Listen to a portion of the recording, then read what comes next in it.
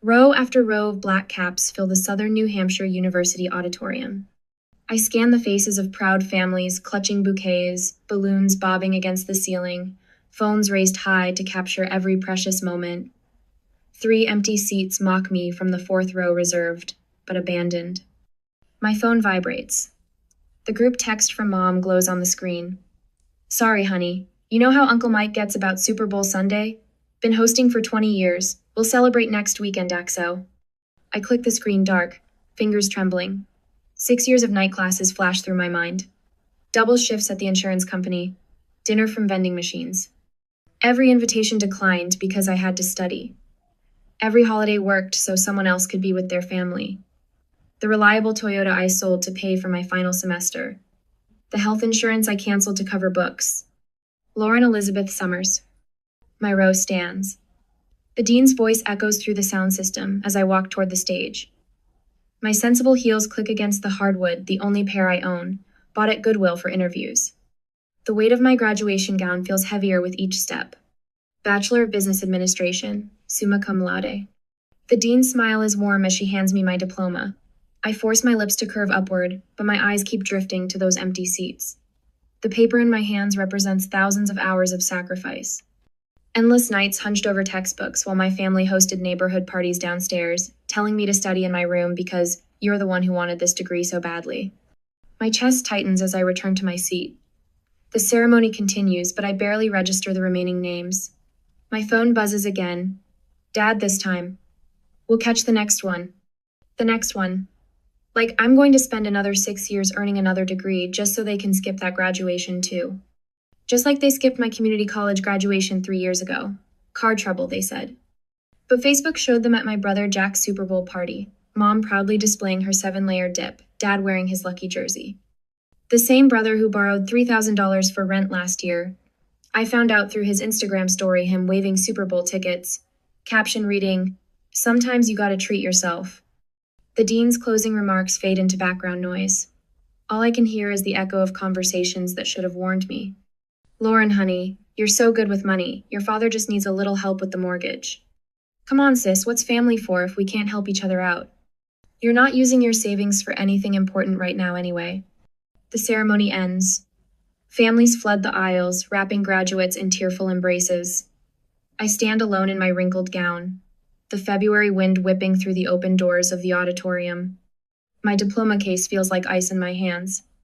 I dial Mom's number, stepping into the cold parking lot. My eyes blur as I listen to the ring, watching happy families stream past with armfuls of flowers. Oh, Lauren, how was it, sweetie? Mom's voice carries the artificial brightness she uses when she knows she's done something wrong. In the background, I hear the clinking of dishes, the rumble of crowd noise, the sportscaster's voice announcing the pre-game show. How was it? My voice cracks. How was walking across that stage knowing nobody who claims to love me bothered to show up? Now, honey, you know it's tradition. Uncle Mike's been hosting for 20 years. I spent 6 years earning this degree, Mom. 6 years. Don't be dramatic. The sympathy in her voice vanishes.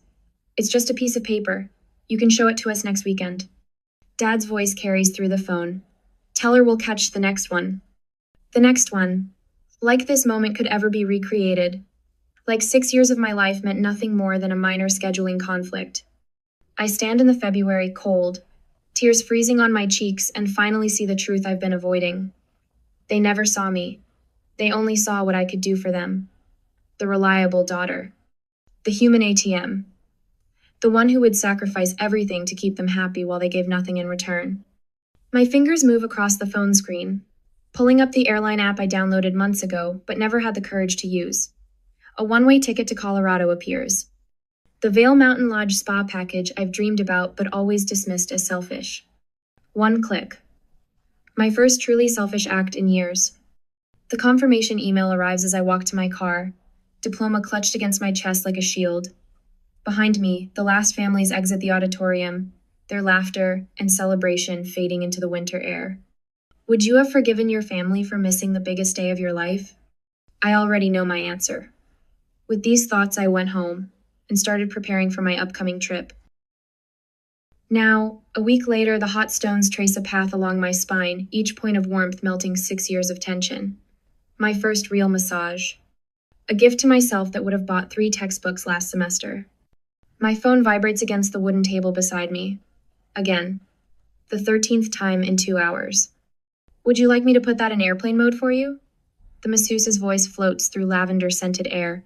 Her hands never stop their gentle pressure. No, the word catches in my throat. I need to know. Need to know what fresh disaster my family creates while I hide in this mountain sanctuary. Need to see how they spin my disappearance. Need proof I made the right choice. The stones shift to my shoulders. My phone buzzes again. Tara's text breaks through the barrage of family messages. Check Facebook when you can. You need to see this. The massage ends too soon. I wrap myself in the plush robe provided by Vale Mountain Lodge, hands shaking as I unlock my phone. 3 voicemails, 14 texts. 1 email with the subject line, "Your mother is crying." I start with Mom's voicemail. "Lauren, honey, I hate to ask, but we're a little short this month. Just need $500 for groceries. You know how prices are these days." Dad's message follows. "Princess, remember that loan I mentioned? The bank needs a co-signer, nothing to worry about, just a formality, call me back."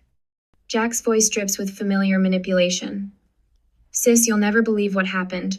Lost my wallet at Uncle Mike's. Need to borrow some cash until payday. Don't tell Mom and Dad, okay?" My finger hovers over Tara's message.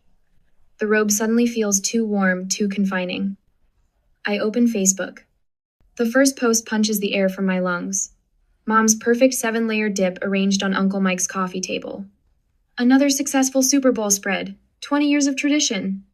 The timestamp matches my graduation ceremony. Jack's post follows. Put $5K on the Chiefs. Who's with me?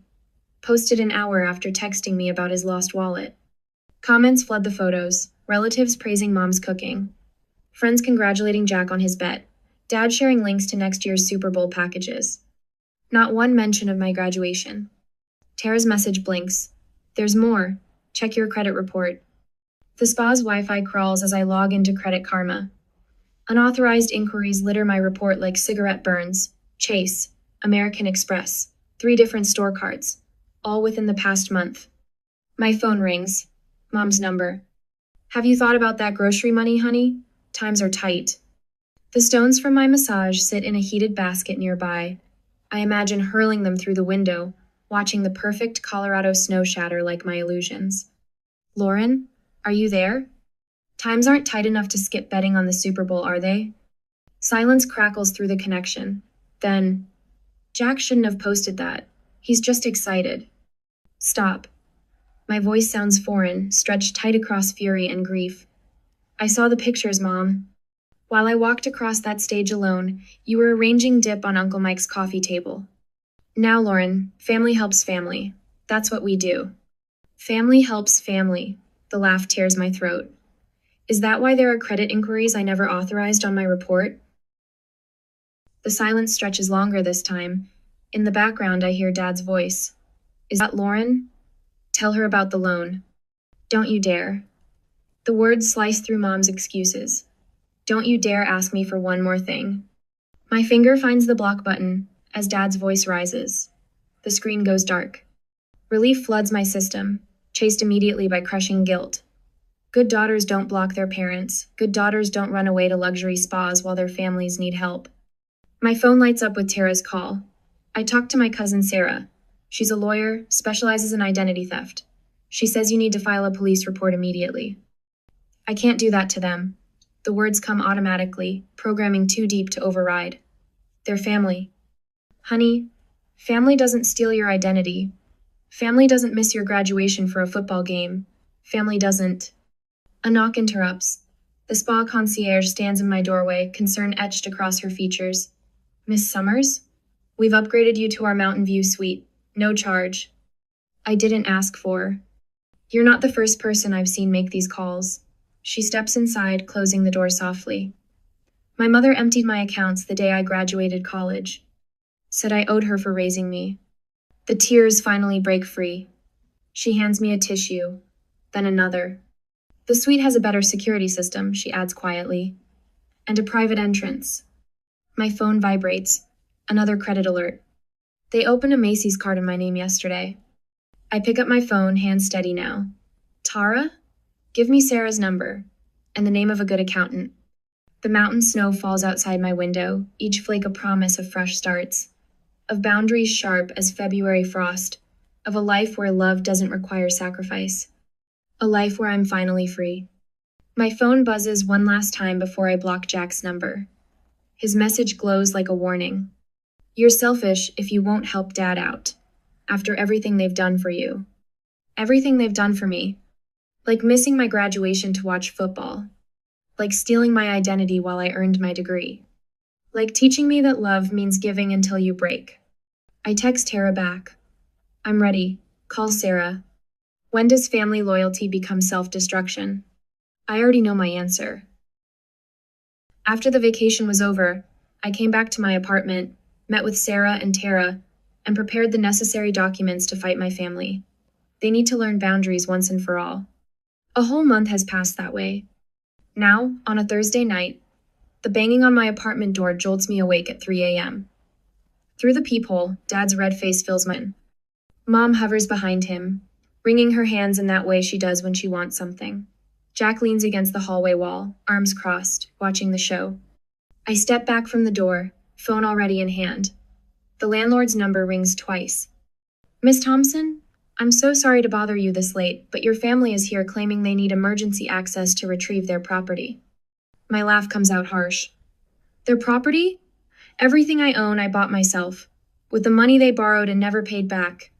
Should I call the police? I watch Dad pound the door again. The wood frame shudders. Yes, please. My phone lights up with Mom's latest voicemail. I tap play, setting it on speaker while I pack. Lauren, honey, how could you do this to us? After all we've done for you. Her voice breaks with practiced perfection. I've heard this performance before. When she needed money for the roof, that never got fixed. When Jack needed bail money, that bought Super Bowl tickets. When Dad's business was struggling, while he gambled away his savings. The next message plays automatically. Dad's voice booms through the speaker.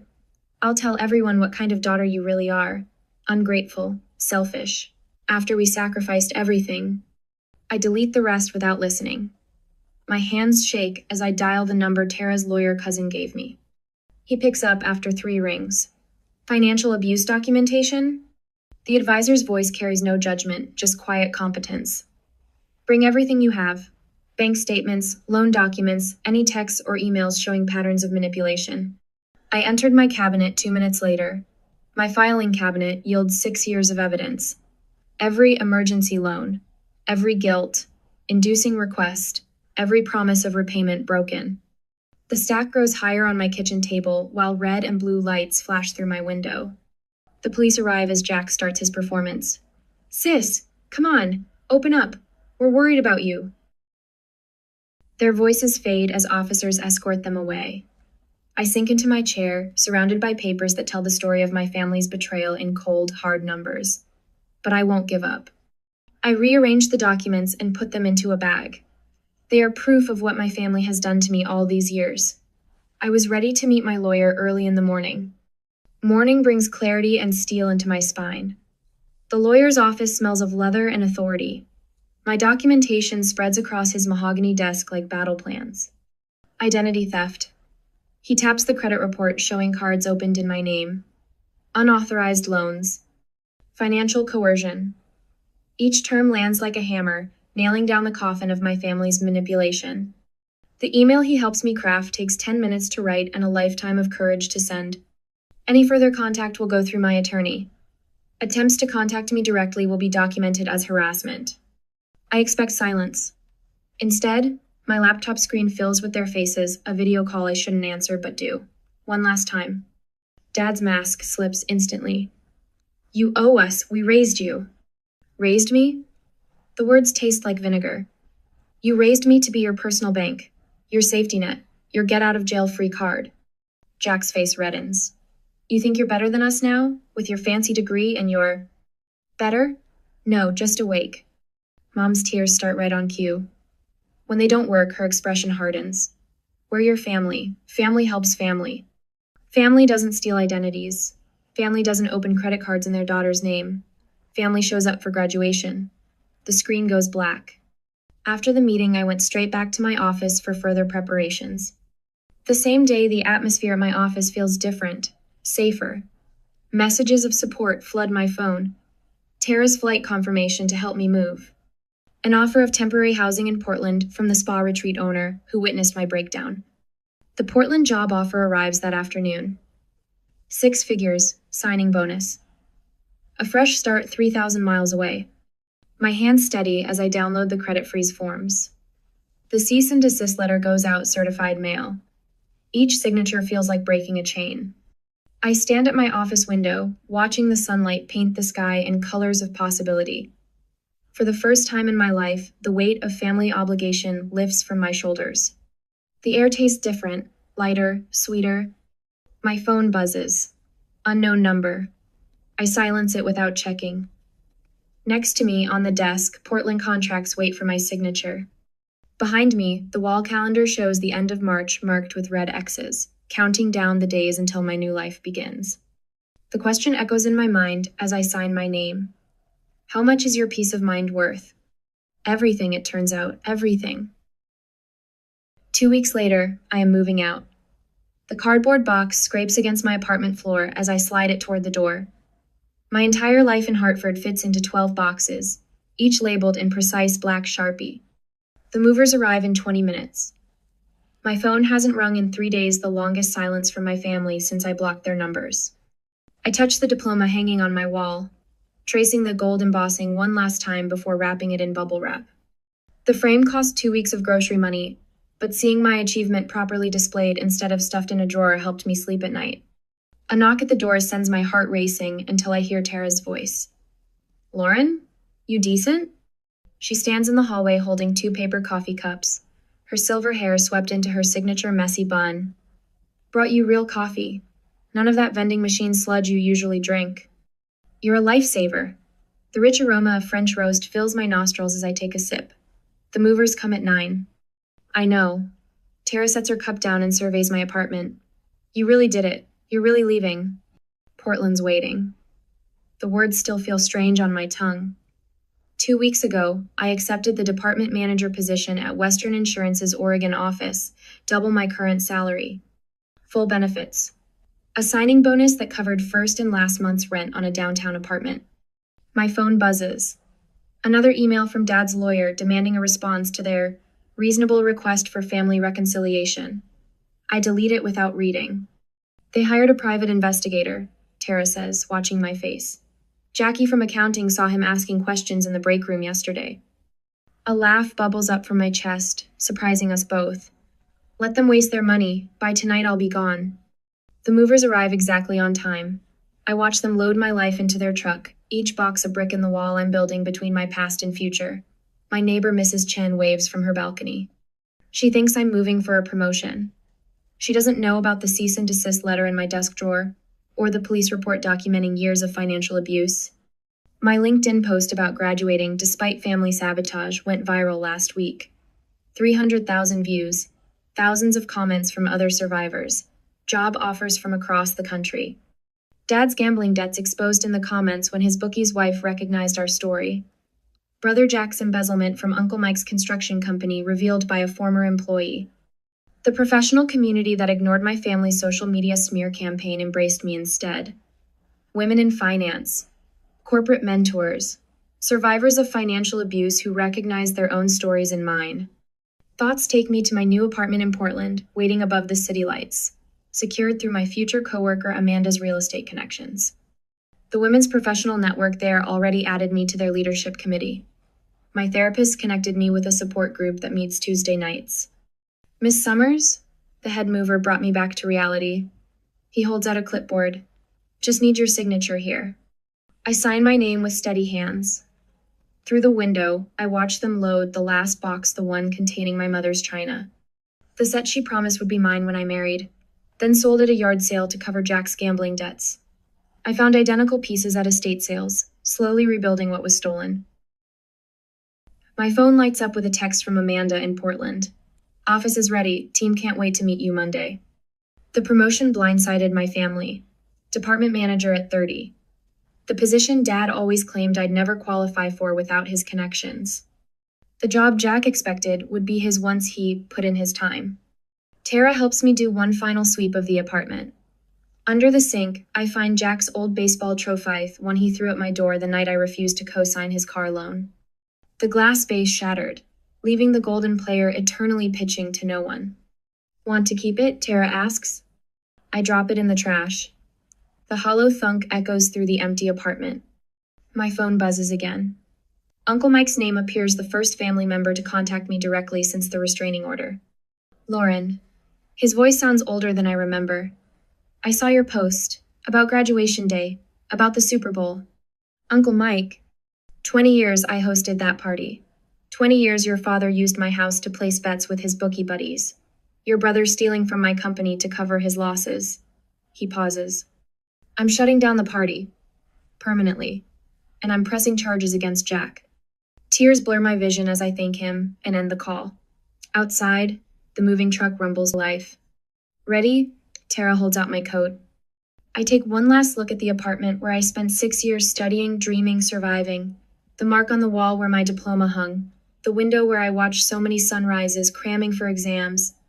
I'm ready. The door clicks shut behind us. In my pocket, my phone vibrates with another blocked call from my mother. I silence it without looking. Tara drives me to the airport, hugging me tight at security. Show them what you're made of, boss lady.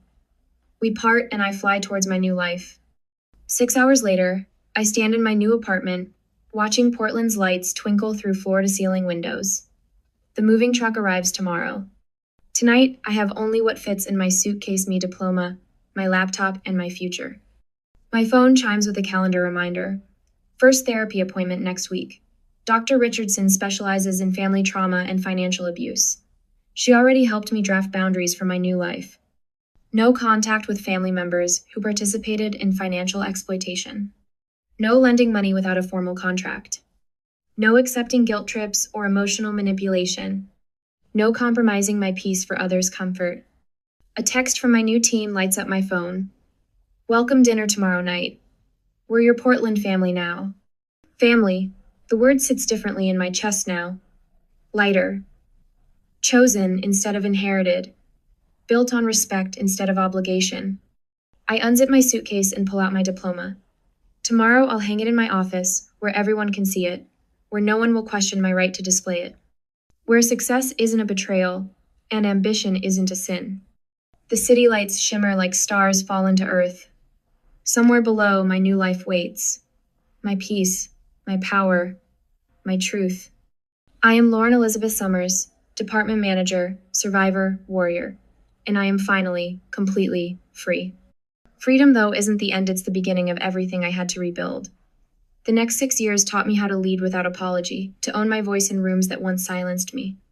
Step by step, I transformed from the woman who escaped into the one who inspires. Now, 6 months later, they show up again.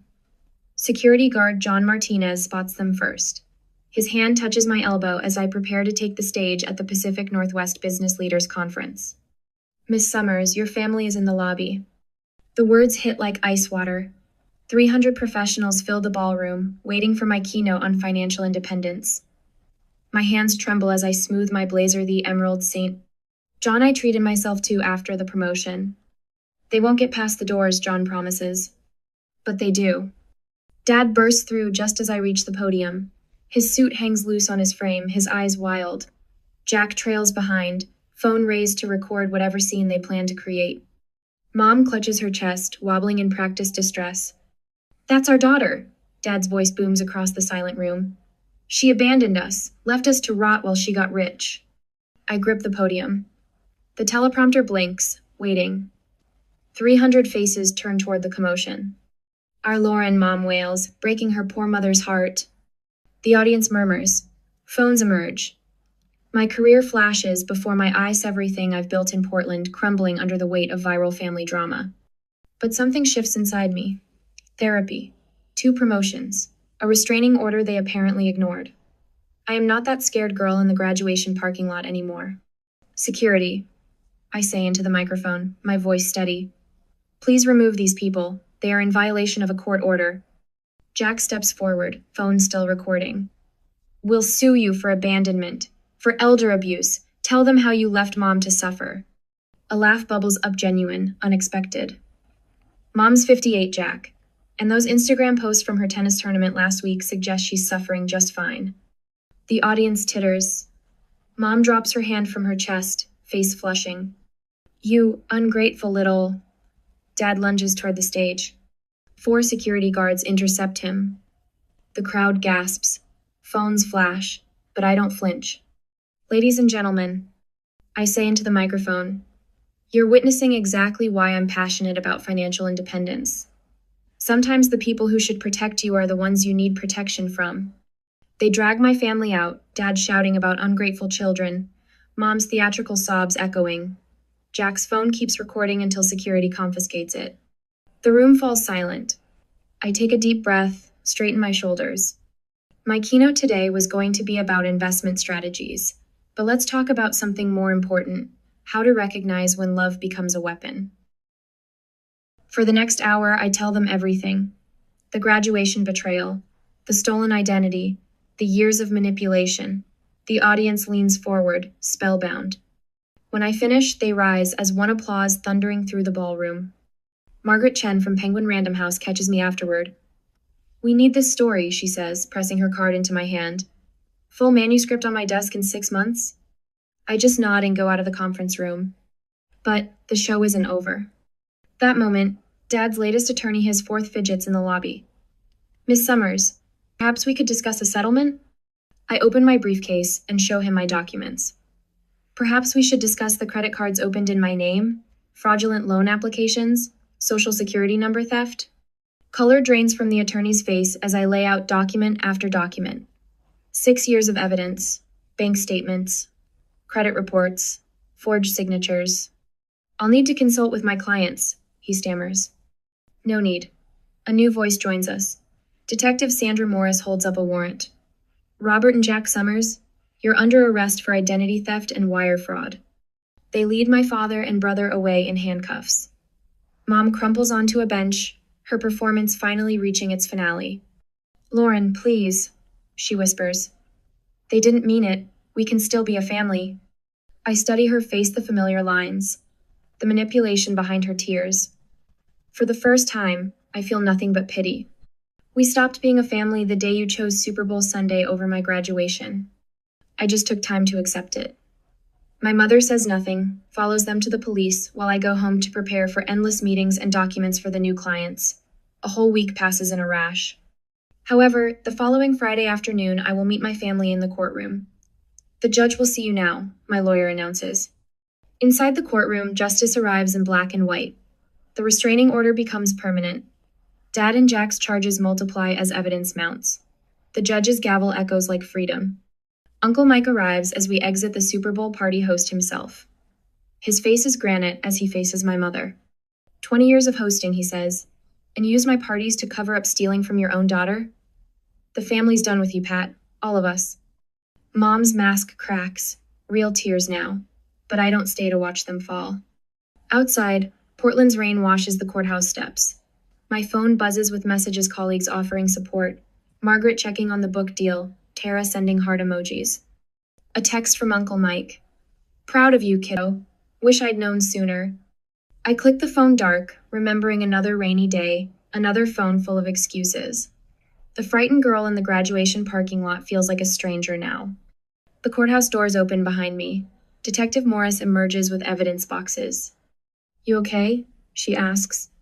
I tilt my face to the rain. You know what? For the first time in my life, I really am. The investigation will take months. The headlines will fade. The book will find its audience, but none of that matters right now. I am Lauren Elizabeth Summers. I am free. The rain continues to fall, washing away the last chains of obligation, leaving only truth behind. When forgiveness becomes enabling, the bravest love is letting go. I am just sorry I needed 6 long years to realize it. At the present, the Portland spring rain taps against my office window. 6 years of change spread across the walls and frames photos, certificates, newspaper clippings. My original business degree hangs in the center, those empty auditorium seats captured forever in a snapshot below it. Next to that, a packed conference hall from last month's keynote speech. My reflection watches me from the glass, shoulders straight, chin high. The door opens. Sarah, my newest mentee, clutches a thick folder to her chest.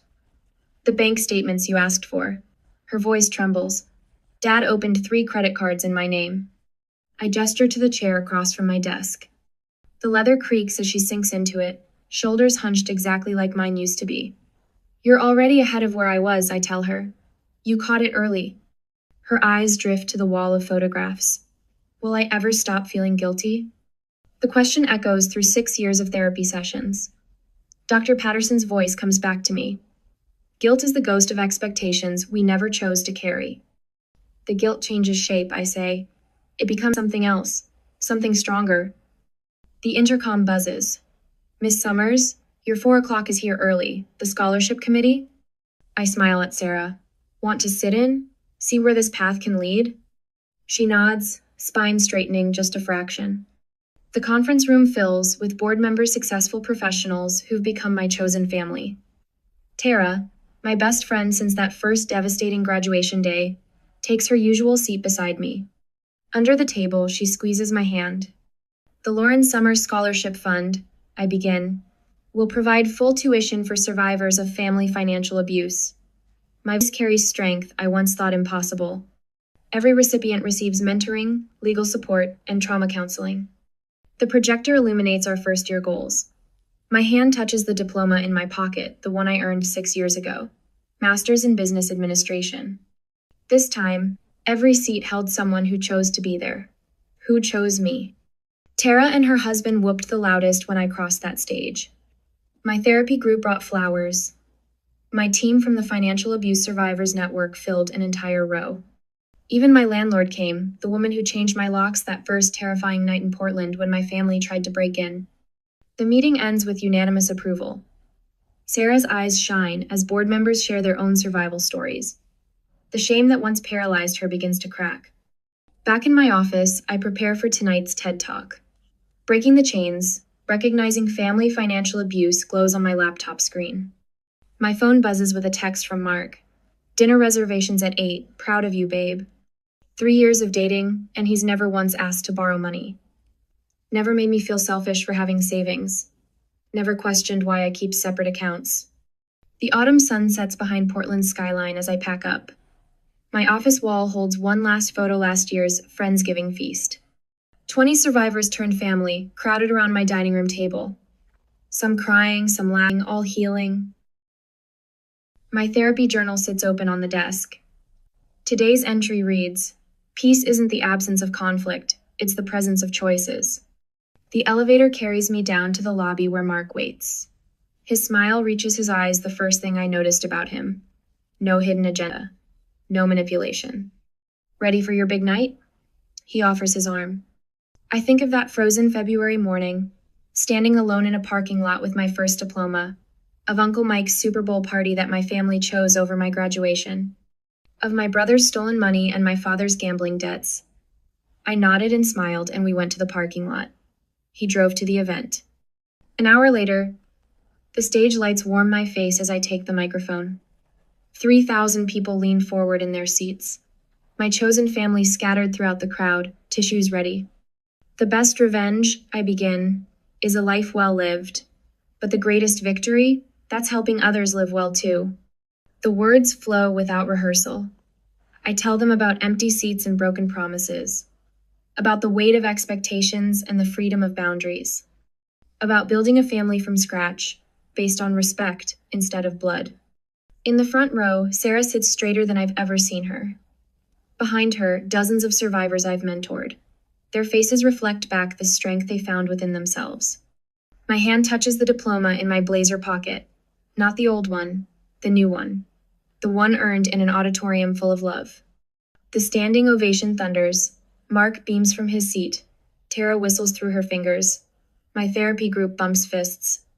The next day, in my office, I adjust the frame holding both graduation photos. Empty seats beside full ones.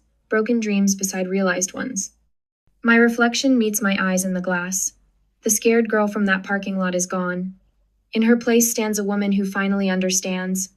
Sometimes the family you lose is the price of the family you find. I touch my original diploma one last time before heading home. Tomorrow brings another survivor through my door, another chance to turn pain into power. My phone lights up with a text from Sarah. Thank you for showing me what's possible. I smile, typing back 4 words that took me years to learn. You were always possible.